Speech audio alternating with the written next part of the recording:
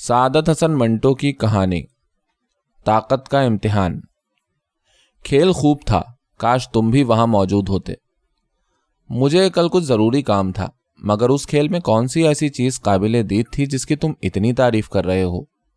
ایک صاحب نے چند جسمانی ورزشوں کے وہ کرتب دکھلائے کہ ہوش گم ہو گئے۔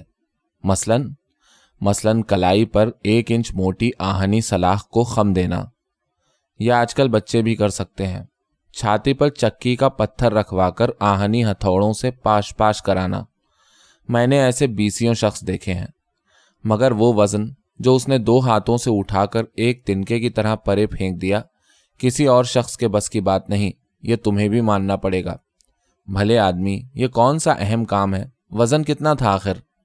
کوئی 4 من کے قریب ہوگا۔ کیوں؟ اتنا وزن تو شہر کا فاقہ زدہ مزدور گھنٹوں پشت پر اٹھائے رہتا ہے۔ بالکل غلط۔ وہ کیوں؟ غلیظ ٹکڑوں پر پلے ہوئے مزدور میں اتنی قوت نہیں ہو سکتی۔ طاقت کے لیے اچھی غذا کا ہونا لازم ہے۔ شہر کا مزدور، کیسی باتیں کر رہے ہو؟ غذا والے معاملے کے متعلق میں تم سے متفق ہوں، مگر یہ حقیقت ہے یہاں ایسے بہتیرے مزدور ہیں جو 2 پیسے کی خاطر 4 من بلکہ اس سے کچھ زیادہ وزن اٹھا کر تمہارے گھر کی دوسری منزل پر چھوڑ آ سکتے ہیں۔ کہو تو اسے ثابت کر دوں۔ یہ گفتگو 2 نوجوان طلبہ میں ہو رہی تھی جو ایک پرتکلف کمرے کی گدی دار کرسیوں پر بیٹھے سگریٹ کا دھواں اڑا رہے تھے۔ میں اسے ہرگز نہیں مان سکتا، اور باور آئے بھی کس طرح؟ قاسم چوب فروش کے مزدور ہی کو لو، کمبخت سے 1 من لکڑیاں بھی تو اٹھائی نہیں جاتی، ہزاروں میں ایک ایسا طاقتور ہو تو کوئی اچنبھا نہیں۔ چھوڑو یار اس قصے کو، بھاڑ میں جائیں یہ سب مزدور، اور چولہے میں جائے ان کی طاقت۔ سناؤ، آج تاش کی بازی لگ رہی ہے؟ تاش کی بازیاں تو لگتی ہی رہیں گی، پہلے اس بحث کا فیصلہ ہونا چاہیے۔ سامنے والی دیوار پر آویزاں کلاک ہر روز اسی قسم کی لایانی گفتگوؤں سے تنگ آ کر برابر اپنے ٹک ٹک کیے جا رہا تھا۔ سگریٹ کا دھواں ان کے منہ سے آزاد ہو کر بڑی بے پرواہی سے چکر لگاتا ہوا کھڑکی کے راستے باہر نکل رہا تھا۔ دیواروں پر لٹکی ہوئی تصاویر کے چہروں پر بے فکری و بے اعتنائی کی جھلکیاں نظر آتی تھیں۔ کمرے کا فرنیچر سالہ سال سے ایک ہی جگہ پر جمع ہوا کسی تغیر سے نا امید ہو کر بے حس پڑا سوتا تھا۔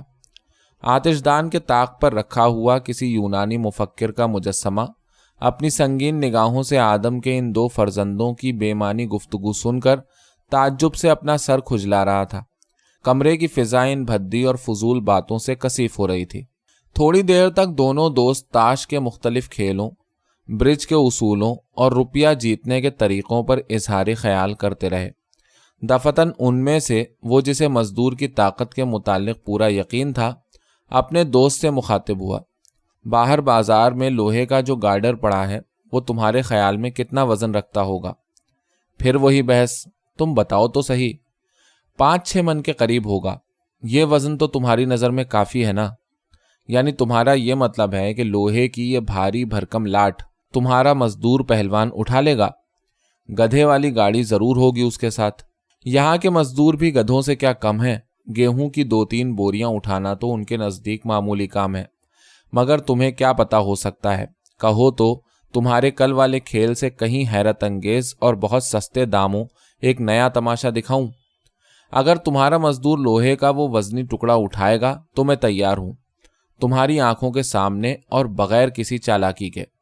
دونوں دوست اپنے اپنے سگریٹ کی خاکدان میں گردن دبا کر اٹھے اور باہر بازار کی طرف مزدور کی طاقت کا امتحان کرنے چل دیے۔ کمرے کی تمام اشیاء کسی گہری فکر میں غرق ہو گئیں، جیسے انہیں کسی غیر معمولی حادثے کا خوف ہو۔ کلاک اپنی انگلیوں پر کسی متعینہ وقت کی گھڑیاں شمار کرنے لگا۔ دیواروں پر آویزاں تصویریں حیرت میں ایک دوسرے کا منہ تکنے لگیں۔ کمرے کی فضا خاموش آہیں بھرنے لگ گئی۔ لوہے کا وہ بھاری بھرکم ٹکڑا لاش کا سا سرد اور کسی وحشتناک خواب کی طرح تاریک بازار کے کونے میں کسی بھیانک دیو کی مانند اکڑا ہوا تھا۔ دونوں دوست لوہے کے اس ٹکڑے کے پاس آ کر کھڑے ہو گئے اور کسی مزدور کا انتظار کرنے لگے۔ بازار بارش کی وجہ سے کیچڑ میں لت پت تھا، جو راہگیروں کے جوتوں کے ساتھ اچھل اچھل کر ان کا مضحکہ اڑا رہی تھی۔ یوں معلوم ہوتا گویا وہ اپنے روننے والوں سے کہہ رہی ہے کہ وہ اسی آب و گل کی تخلیق ہیں جسے وہ اس وقت پاؤں سے گوندھ رہے ہیں۔ مگر وہ اس حقیقت سے غافل اپنے دنیاوی کام دھندوں کی دھن میں مصروف کیچڑ کے سینے کو مسلتے ہوئے ادھر ادھر جلد جلد قدم اٹھاتے ہوئے جا رہے تھے۔ کچھ دکاندار اپنے گاہکوں کے ساتھ سودا طے کرنے میں مصروف تھے اور کچھ سجی ہوئی دکانوں میں تکیہ لگائے اپنے حریف ہم پیشہ دکاندار کی طرف حاسدانہ نگاہوں سے دیکھ رہے تھے اور اس وقت کے منتظر تھے کہ کوئی گاہک وہاں سے ہٹے اور وہ اسے کم قیمت کا جھانسا دے کر گھٹیا مال فروخت کر دیں۔ ان منیاری کی دکانوں کے ساتھ ہی ایک دوا فروش اپنے مریض گاہکوں کا انتظار کر رہا تھا۔ بازار میں سب لوگ اپنے اپنے خیال میں مست تھے اور یہ دو دوست کسی دنیاوی فکر سے بے پرواہ ایک ایسے مزدور کی راہ دیکھ رہے تھے جو ان کی دلچسپی کا سامان مہیا کر سکے۔ دور بازار کے آخری سرے پر ایک مزدور کمر کے گرد رسی لپیٹے اور پشت پر ٹاٹ کا ایک موٹا سا ٹکڑا لٹکائے کیچڑ کی طرف مانی خیز نگاہوں سے دیکھتا ہوا چلا آ رہا تھا۔ نان بائی کی دکان کے قریب پہنچ کر وہ دفتن ٹھٹکا۔ سالن کی دیگچیوں اور تنور سے تازہ نکلی ہوئی روٹیوں نے اس کے پیٹ میں نوک دار خنجروں کا کام کیا۔ مزدور نے اپنی پھٹی ہوئی جیب کی طرف نگاہ کی اور گرسنا دانتوں سے اپنے خشک لبوں کو کاٹ کر خاموش رہ گیا۔ سرد آہ بھری اور اسی رفتار سے چلنا شروع کر دیا۔ چلتے وقت اس کے کان بڑی بے صبری سے کسی کی دل خوش کن آواز مزدور کا انتظار کر رہے تھے، مگر اس کے دل میں نہ معلوم کیا کیا خیالات چکر لگا رہے تھے۔ 2-3 دن سے روٹی بمشکل نصیب ہوئی ہے۔ اب 4 بجنے کو آئے ہیں مگر ایک کوڑی تک نہیں ملی۔ کاش آج صرف ایک روٹی کے لیے ہی کچھ نصیب ہو جائے۔ بھیک نہیں، خدا کارساز ہے۔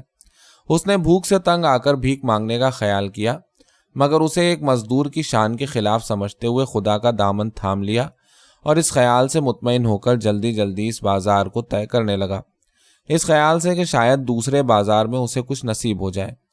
دونوں دوستوں نے بیک وقت ایک مزدور کو تیزی سے اپنی طرف قدم بڑھاتے دیکھا۔ مزدور دبلا پتلا نہ تھا، چنانچہ انہوں نے فوراً آواز دی، مزدور! یہ سنتے ہی گویا مزدور کے سوکھے دھانوں میں پانی پڑ گیا۔ بھاگا ہوا آیا اور نہایت ادب سے پوچھنے لگا، جی حضور، دیکھو لوہے کا یہ ٹکڑا اٹھا کر ہمارے ساتھ چلو، کتنے پیسے لوگے؟ مزدور نے جھک کر لوہے کے بھاری بھرکم ٹکڑے کی طرف دیکھا اور دیکھتے ہی اس کی آنکھوں کی وہ چمک جو مزدور کا لفظ سن کر پیدا ہوئی تھی غائب ہو گئی۔ وزن بلا شک و شبہ زیادہ تھا، مگر روٹی کے قحط اور پیٹ پوجا کے لیے سامان پیدا کرنے کا سوال اس سے کہیں وزنی تھا۔ مزدور نے ایک بار پھر اس آہنی لاٹ کی طرف دیکھا اور دل میں عزم کرنے کے بعد کہ وہ اسے ضرور اٹھائے گا، ان سے بولا، جو حضور فرمائیں۔ یعنی تم یہ وزن اکیلے اٹھا لوگے؟ ان 2 لڑکوں میں سے اس نے مزدور کی طرف حیرت سے دیکھتے ہوئے کہا، جو کل شب جسمانی کرتب دیکھ کر آیا تھا۔ بولو کیا لوگے؟ یہ وزن بھلا کہاں سے زیادہ ہوا؟ دوسرے نے بات کا رخ پلٹ دیا۔ کہاں تک جانا ہوگا حضور؟ بہت قریب، دوسرے بازار کے نکڑ تک۔ وزن زیادہ ہے، آپ 3 آنے دے دیجئے۔ 3 آنے؟ جی ہاں۔ 3 آنے کچھ زیادہ تو نہیں ہے؟ 2 آنے مناسب ہے بھائی۔ 2 آنے 8 پیسے، یعنی 2 وقت کے لیے سامان خورونوش۔ یہ سوچتے ہی مزدور راضی ہو گیا۔ اس نے اپنی کمر سے رسی اتاری اور اسے لوہے کے ٹکڑے کے ساتھ مضبوطی سے باندھ دیا۔ 2-3 جھٹکوں کے بعد وہ آہنی سلاخ اس کی کمر پر تھی۔ گو وزن واقعی ناقابل برداشت تھا، مگر تھوڑے عرصے کے بعد ملنے والی روٹی نے مزدور کے جسم میں عارضی طور پر ایک غیر معمولی طاقت پیدا کر دی تھی۔ اب ان کاندھوں میں جو بھوک کی وجہ سے مردہ ہو رہے تھے، روٹی کا نام سن کر تمام طاقت عود کر آئی۔ گرسنا انسان بڑی سے بڑی مشقت فراموش کر دیتا ہے جب اسے اپنے پیٹ کے لیے کچھ سامان نظر آتا ہے۔ آئیے، مزدور نے بڑی ہمت سے کام لیتے ہوئے کہا۔ دونوں دوستوں نے ایک دوسرے کی طرف نگاہیں اٹھائیں اور زیر لب مسکرا دیے۔ وہ بہت مسرور تھے۔ چلو مگر ذرا جلدی قدم بڑھاؤ، ہمیں کچھ اور بھی کام کرنا ہے۔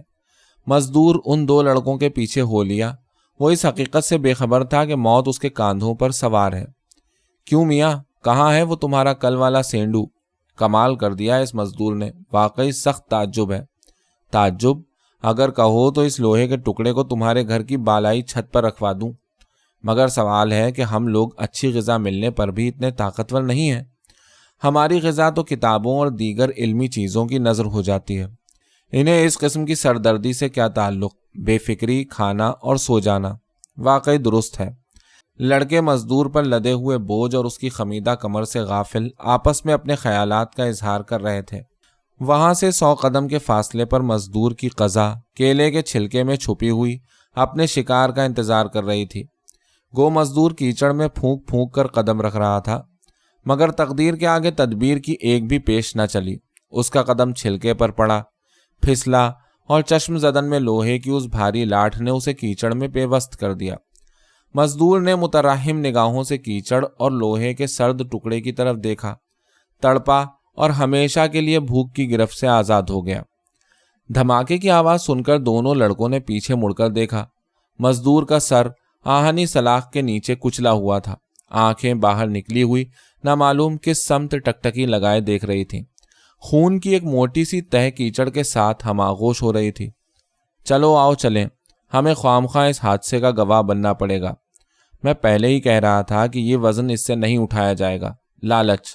یہ کہتے ہوئے دونوں لڑکے مزدور کی لاش کے گرد جمع ہوتی ہوئی بھیڑ کو کاٹتے ہوئے اپنے گھر روانہ ہو گئے۔ سامنے والی دکان پر ایک بڑی توند والا شخص ٹیلی فون کا چونگا ہاتھ میں لیے غالباً گندم کا بھاؤ طے کرنے والا تھا کہ اس نے مزدور کو موت کا شکار ہوتے دیکھا اور اس حادثے کو منحوس خیال کرتے ہوئے بڑبڑا کر ٹیلی فون کا سلسلہ گفتگو منقطع کر لیا۔ کمبخت کو مرنا بھی تھا تو میری دکان کے سامنے، بھلا ان لوگوں کو اس قدر وزن اٹھانے پر کون مجبور کرتا ہے؟ تھوڑی دیر کے بعد اسپتال کی آہنی گاڑی آئی اور مزدور کی لاش اٹھا کر عمل جراحی کے لیے ڈاکٹروں کے سپرد کر دی گئی۔ دھندلے آسمان پر ابر کے ایک ٹکڑے نے مزدور کے خون کو کیچڑ میں ملتے ہوئے دیکھا۔ اس کی آنکھوں میں آنسو چھلک پڑے، ان آنسوؤں نے سڑک کے سینے پر اس خون کے دھبوں کو دھو دیا۔ آہنی لاٹھ ابھی تک بازار کے ایک کنارے پڑی ہوئی ہے۔ مزدور کے خون کا صرف ایک قطرہ باقی ہے جو دیوار کے ساتھ چمٹا ہوا نہ معلوم کس چیز کا اپنی خونی آنکھوں سے انتظار کر رہا ہے۔